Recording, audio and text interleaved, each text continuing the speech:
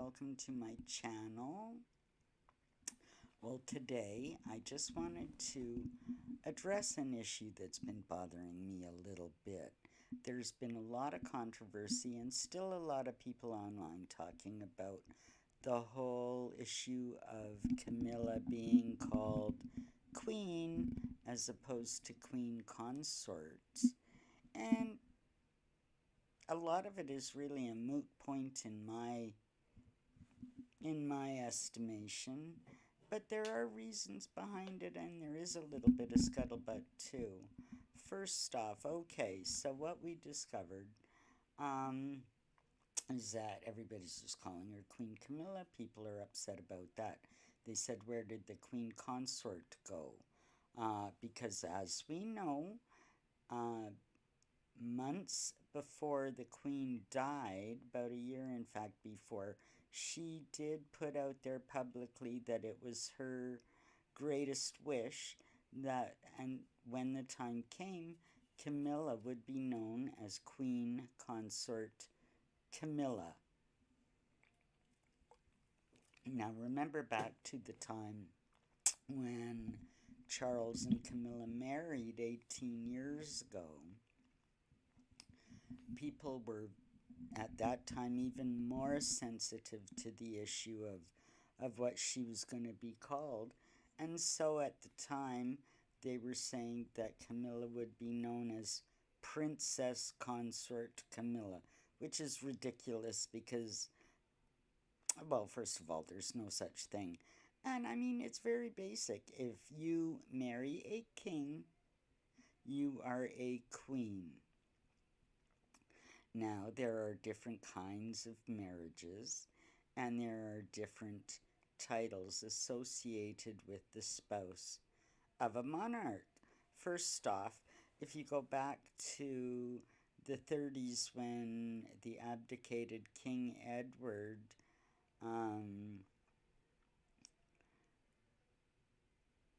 wanted to marry Wallis Simpson, one thing that they had suggested, a way that it could work, is if he agreed to a morganic marriage. And what that would mean is that she would get no title, and any heirs, any children born of that marriage would not be heirs to the throne. Now, he refused that. He did not want a morganic marriage. He wanted a full marriage. And I mean, everybody knew at the time it was his full wish that, of course, he's abdicated, so he was, only a duke. They became the Duke and Duchess of Windsor. What his greatest wish was is that Wallis would be given the title HRH, which was never allowed. But in their terms, yeah, he refused a morganic marriage. That was one way he could remain as monarch. Refused that, stepped down. They had a regular civil ceremony. She did not get her HRH. Now, in the case of Camilla, the Queen did say, because there had been a lot of talk about it, that she wanted Camilla to be known as Queen Consort. Now, a little bit of story behind this. More than one royal reporter have said that over the years and around the time of the marriage, that Charles was really kind of bullying Queen Elizabeth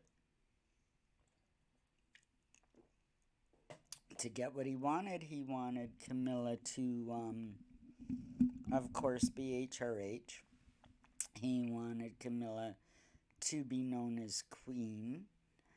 And Charles had a little bit of ammunition because of the fact that King Edward's abdication thrust Elizabeth into next in line to the throne after her father had to ascend to the throne. From 10 years old on, it changed her life, and I don't think she ever forgave her uncle for advocating.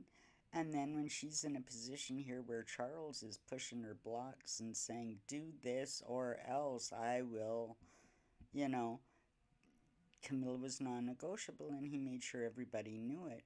So he really pushed the Queen's buttons, and she felt like she had no choice but to allow Camilla to be called Queen Consort. And I mean, I'm sure the Queen knew, as most royal reporters now knew, that Queen Consort, little bit of a mouthful, that was not going to,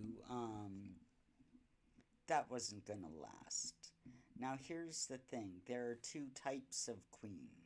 There's a queen consort, like Camilla, and there's a queen regnant. Now, here's the thing, queen regnant means that you were born royal and ascended to be the monarch, like Queen Elizabeth II. She was a queen regnant. She was born into the role through succession. Her mother was Queen Elizabeth, the Queen Mother. She was a queen consort because she was a consort to the crowned king, to the anointed king. She herself was not royal. Um, Diana, had she remained married to Charles and had she ascended to the throne with him at the coronation, she would be a queen consort. Nobody would call her queen consort. It would be Queen Diana, just as it was Queen Elizabeth, the Queen Mother. Prince Philip, he when she became queen, he didn't even become king. I'm sorry if I'm fidgeting. I'm just playing with a new webcam and I have no idea where anything is, and it's rather awkward. I'm just getting used to it. Anyway, no, like Prince Philip, um she didn't even give him the title of prince till about 15 years on in the marriage, 15 or 20 years on in the marriage. He was known as the Duke of Edinburgh. Philip, the Duke of Edinburgh, um, upon their marriage and her ascending the throne. It was years before she even gave him the honorarium of Prince Philip.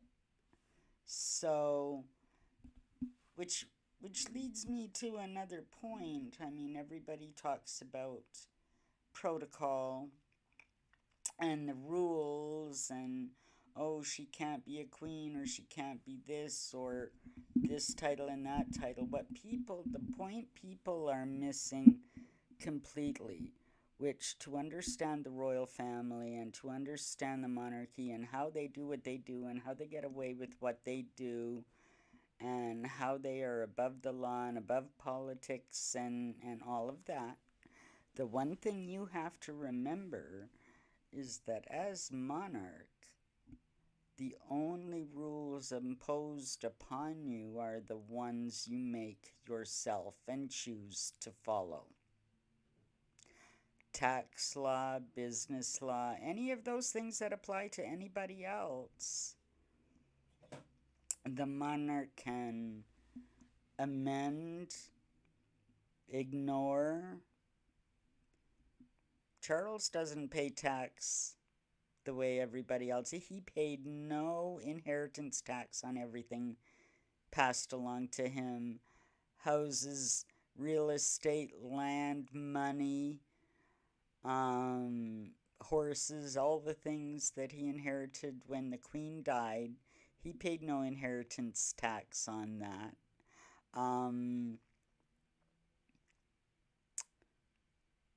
He the royal family pays income tax on a voluntary basis, we have no idea what percentage or how much or when or how any of that works. That's completely up to the discretion of the monarch. And, you know, they'll make their own rules. They'll use rules when it suits them, and they'll change the rules when it doesn't. They basically have the power to do whatever they want. So that's where I get to the point where this whole question of Camilla and queen or queen consort, it's just a matter of semantics. And people can argue that all day long. The bottom line is Charles married her, he's king. She instantly becomes queen. The matter of what she might be called is really only a matter of politeness. For example, when he married her and he was Prince of Wales, technically she would be Princess of Wales. But Charles, as well as his advisors, the church, and everybody else, knew that calling Camilla Princess of Wales would spark an outrage against the memory of Diana, Princess of Wales. So it was really out of courtesy and to save face that she was never given the title Princess of Wales and instead was known as Duchess of Cornwall. It's all semantics. It's a show. It's theater. It's what they do and how far they go and what they're called and what their roles and rules and responsibilities are, made up as they go along. And a lot of it is to do this whole Camilla thing. A lot of the balance that has been tried to be struck was to maintain public favor, to improve her reputation and solidify this monarchy. He can call her whatever he wants, and you don't have a choice. That's the thing with monarchy. You don't have a choice. They make it sound like, oh, she shouldn't be this, she shouldn't be that, she should be called this, and why does that happen? And Charles is breaking the rules. The rules are whatever Charles wants them to be, and any adaptation, adjustment, change, addition, or deletion of said rules is up to him. It's completely at his discretion. So, argue as we might want to whether she's queen or queen consort or princess consort, it doesn't change the situation. It doesn't change the fact that she was in it for the long haul and stuck by Charles, and he, I believe, is just as enchanted with Camilla as Harry is with Meghan. Remember, years ago, 20, 30 years ago, Charles went to the Queen and said, I mean, even in the midst of his, before he broke up with Diana, when that was all falling apart, he made it well known to the Queen that Camilla was non-negotiable. Camilla gets what Camilla wants. See, they're all the same. They're all entitled. They all know the rules don't apply to them. They can do whatever they want. And they're not so much a family as an organization. And while the Queen was alive, Charles is next in line, had a fair bit of push. Just as we've talked about Andrew pushing the Queen's buttons to get what he wanted, just as we've, talked about Harry and Meghan trying to push at the Queen to get what they want. Charles wasn't above it. Um, Charles wasn't above it to push and demand and put the Queen in such a position where, in her mind, to solidify a smooth transition, she would have had to go along with the pressure that Charles was exhibiting. So he's done nothing different. And I mean, this is the way these families work. And in relation to the problem they're having with Harry and Meghan right now, we know that that's not going to stop unless they do something to stop it. Harry still has enough ammunition,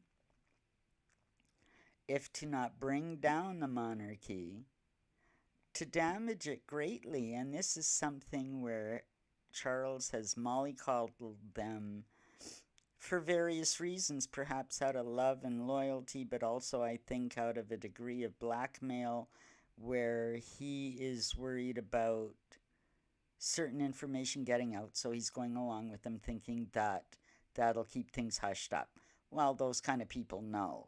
If they're in it for devious reasons, they'll stop at nothing. And this is something that Charles doesn't understand, but I think William does. So I think that we are going to see some pushback against the Markles, Harry and Meghan, and I think it's going to happen relatively soon. I think we're going to see some bold either statements or movements from William and Kate now that Charles has had his coronation. William has stepped fully into his role of Prince of Wales. I think we are going to see a bit of a change afoot, and Harry become even more distant from the royal family than he is already. Of course, these are things that we have to look forward to and keep our eye on, so we'll be doing that. Please send me a comment. Let me know what you think about what we're talking about. I'd love to hear what you're thinking. Like, subscribe, hit that notification button, and we'll see you in the next one. Have a great day, everybody. Bye-bye.